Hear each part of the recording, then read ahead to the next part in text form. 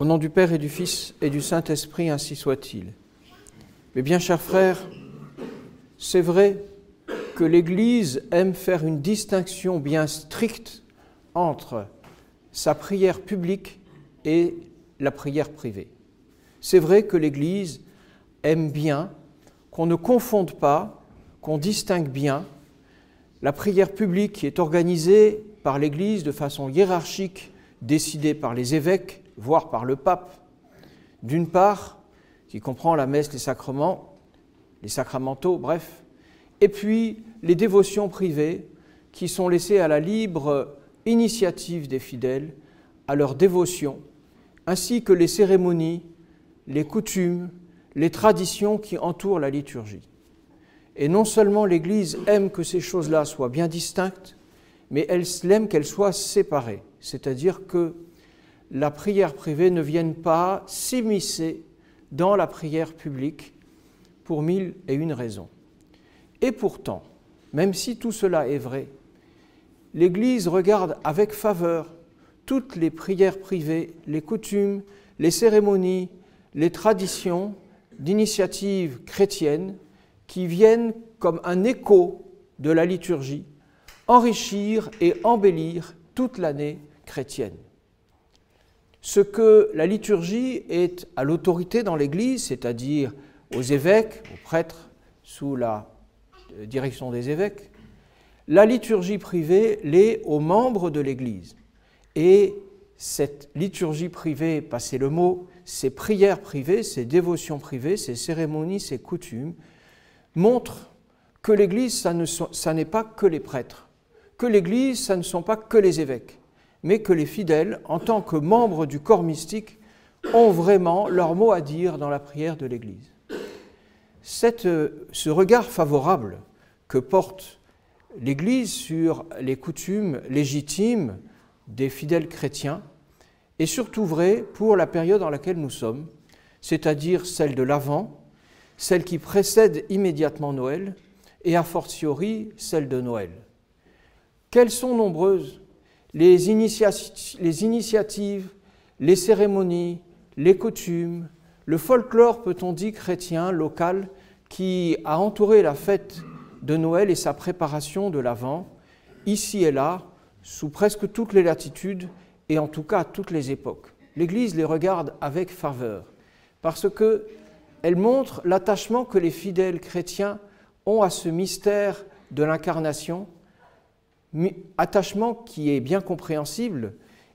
Il est remarquable qu'il y a de nombreuses coutumes, cantiques, objets, pratiques qui entourent l'Avent et Noël, beaucoup plus nombreuses que pour Carême et Pâques, car si Carême et Pâques comprennent la joie de la résurrection, ils contiennent aussi la souffrance de la Passion, tandis que la période de l'Avent et de Noël n'est que joie. Alors oui, l'Église regarde cela avec faveur, et l'on voit très bien que la liturgie, la prière officielle de l'Église et ses pratiques privées, historiques, s'accouplent, se répondent, que les unes sont les échos des autres. Ainsi, dans la liturgie, 3 grands mouvements des fidèles sont marqués, 3 grandes invitations nous sont faites, à l'adoration, à la confiance dans le salut de notre Seigneur Jésus-Christ et à la charité. À l'adoration, car nous venons adorer notre Seigneur Jésus-Christ. À la confiance dans le salut, c'est vraiment la vertu de l'Avent. Et puis à la charité. Et la dernière période qui précède Noël, nous songeons à tous les membres de nos familles, nous songeons à nous réunir, nous songeons à faire plaisir à ceux que nous aimons. Ça se voit dans la liturgie et ça se voit dans les dévotions privées. Je voudrais vous en proposer 3 illustrations tirées des coutumes de notre France antique locale. Quelles que soient les régions, on trouve toujours 1001 pratiques qui diffèrent mais qui se ressemblent. Quant à l'adoration, dans la liturgie, l'on va bientôt raconter comment les bergers sont venus adorer notre Seigneur Jésus-Christ dans la nuit de Noël, interrompus dans leur travail de la garde des troupeaux.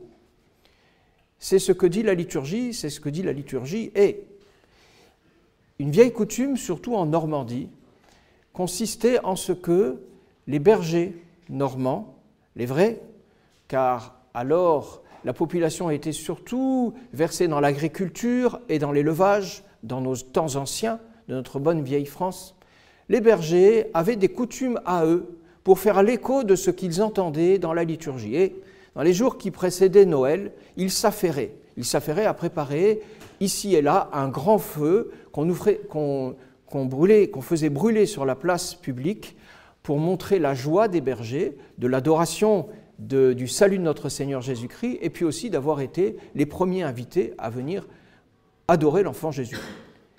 Et puis, ils choisissaient un agneau, l'agneau le plus beau possible, le plus propre possible, le plus net et sans défaut.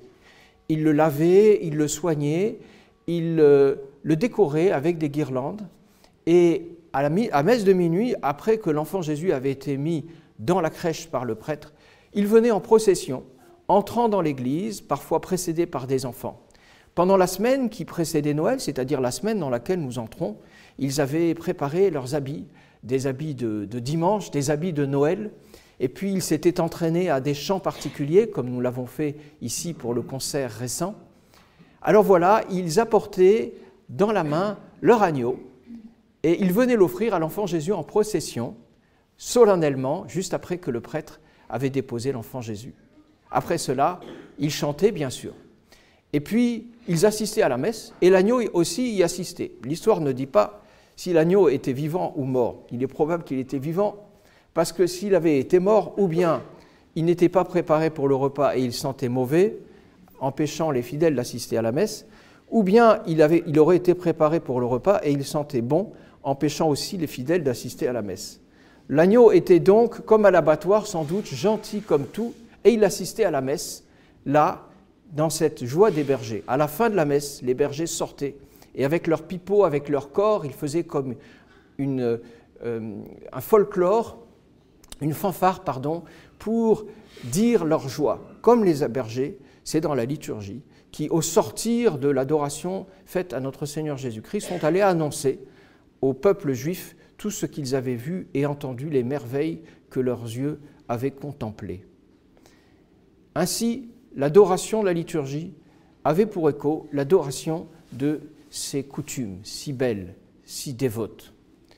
Le deuxième mouvement qui est imprimé à nos âmes dans cette préparation ultime à Noël, et à Noël aussi, c'est l'adoration. C'est le salut de notre Seigneur, la confiance, l'espérance dans le salut qu'apporte notre Seigneur Jésus-Christ. Sans doute, ce que nous espérons d'abord, c'est les biens surnaturels, spirituels dont il entend nous enrichir, qu'il entend verser dans nos âmes, ces outils de sanctification que sont la grâce, les dons, les vertus. Et c'est cela que le peuple chrétien attend d'abord. Il sait très bien que d'abord, le Christ vient le protéger du mal spirituel qu'est le péché, le délivrer de l'iniquité, le délivrer de ses défauts.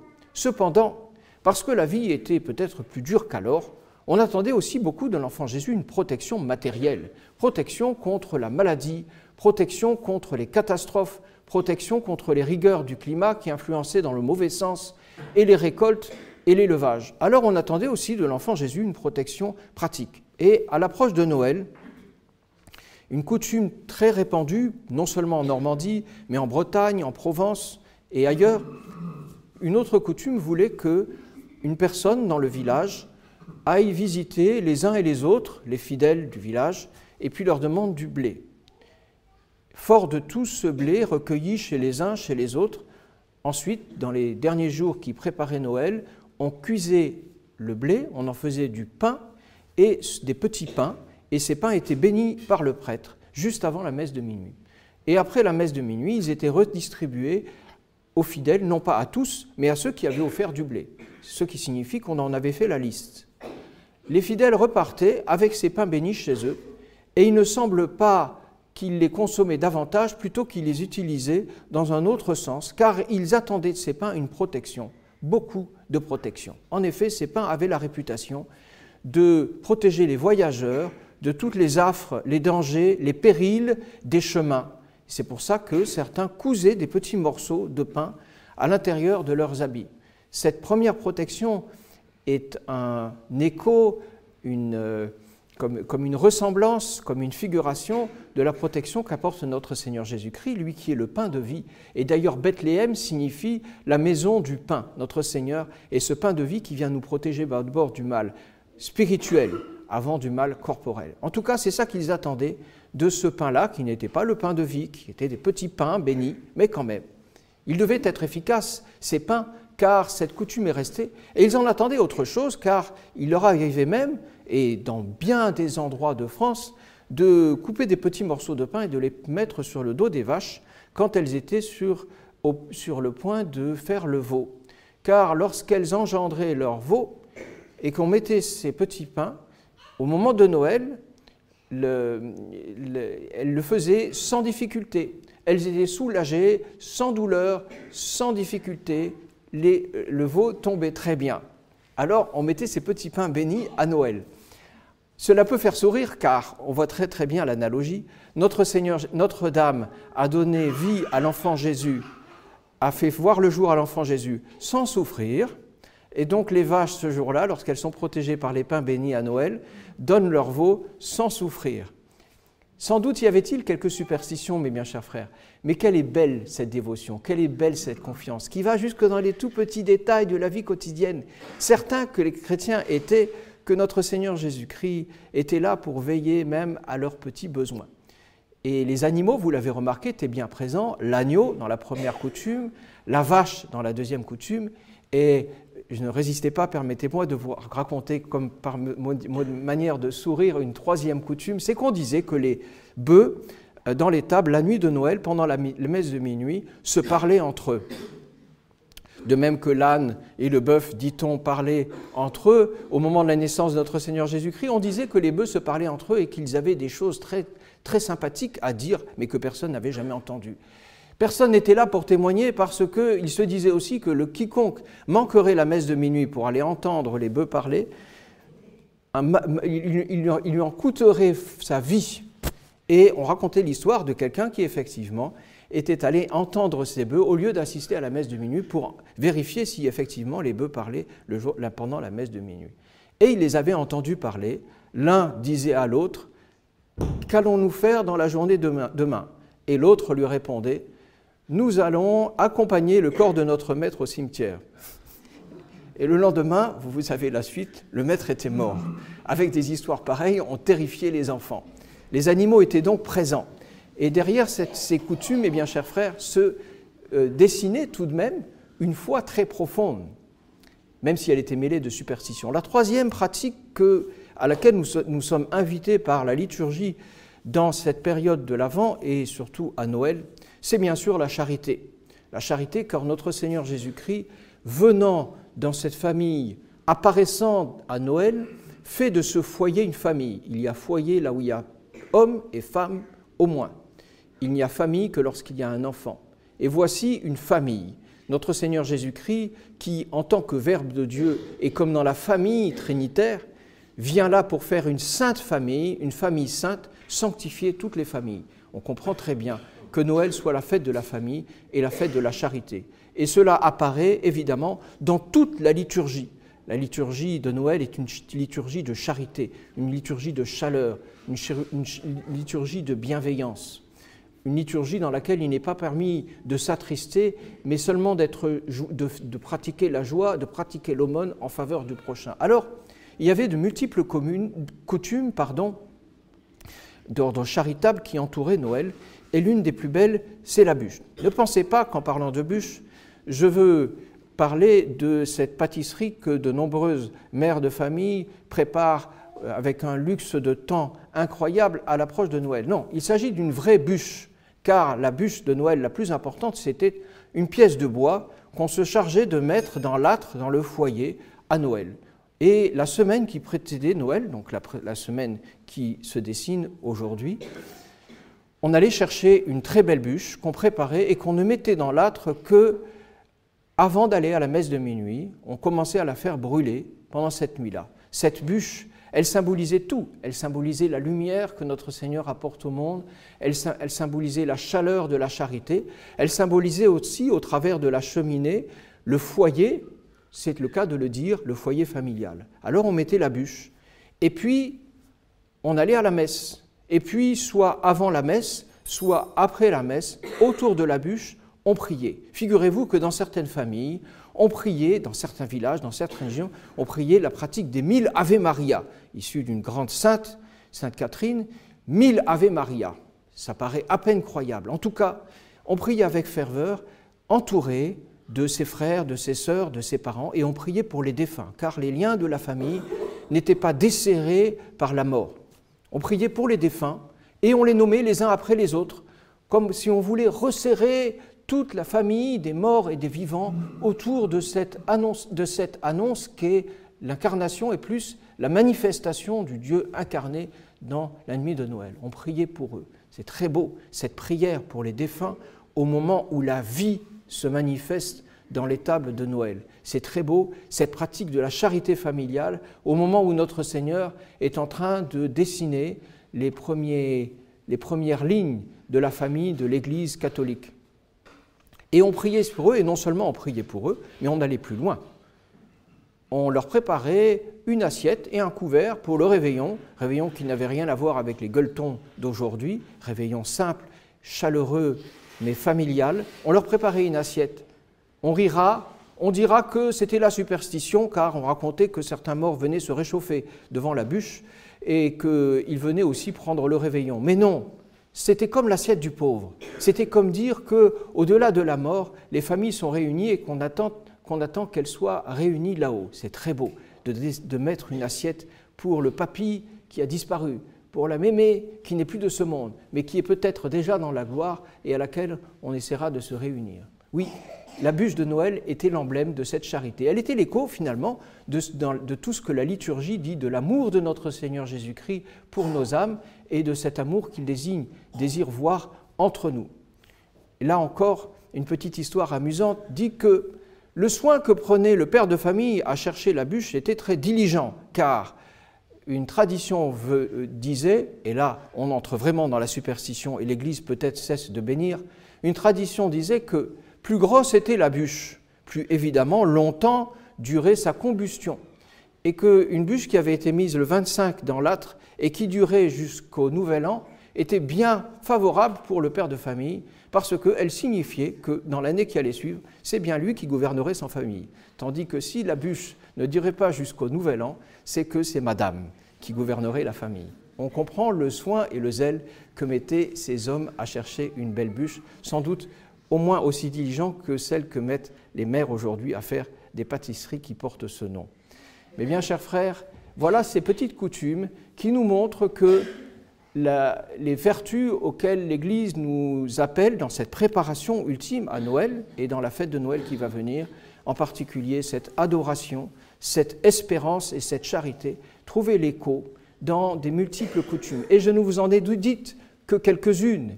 Il y en a de multiples, déjà pendant l'Avent, et puis ensuite après, d'ordre alimentaire, mais elles nous intéressent moins, et puis dans les pratiques, dans les objets, dans les choses et dans les gens. Oui, l'Église a raison, sans doute, de distinguer bien soigneusement la liturgie de ce qui n'est pas elle. Mais ne nous doutons pas qu'elle regarde avec une faveur empressée toutes ces coutumes, ces traditions qui sont là comme l'expression de la foi des gens et qu'elle souhaite peut-être qu'elles soient maintenues. Car nous ne savons pas de quoi le tissu des âmes est fait. Et combien de gens, après avoir délaissé la religion de leur enfance, se rappellent comme avec nostalgie leurs années bénies de jeunesse, où ils allaient à la messe de Noël, où ils préparaient Noël dans cette ultime préparation, et où ils allaient ensuite à la messe de Noël lorsque la neige était tombée sur les toits et puis formait une couche épaisse dans laquelle on marchait et les chaussures crissaient, et puis on entrait dans cette église avec ses lumières, avec ses chants, avec cette joie, et on revenait chez soi avec cet âtre, avec ses petits pains et avec ses bêtes et avec cette joie de Noël. Et alors peut-être que la grâce qui travaille les âmes, même après qu'elles ont abandonné Dieu, se servait de ce folklore de Noël qui est la meilleure expression de l'amour de Dieu pour nous, cet amour qui précisément travaille les âmes. Oui, c'est un peu regrettable que l'exode rural aidant, il y ait de nombreuses pratiques qui aient quitté notre France chrétienne. Et nous pouvons aussi ajouter à notre espérance de Noël qui a de si saints et grands objets, des petits objets comme celui que renaissent un jour ces traditions locales perdues qui formaient si bien la richesse de cette grande fête. Ainsi soit-il. Au nom du Père et du Fils et du Saint-Esprit, ainsi soit-il.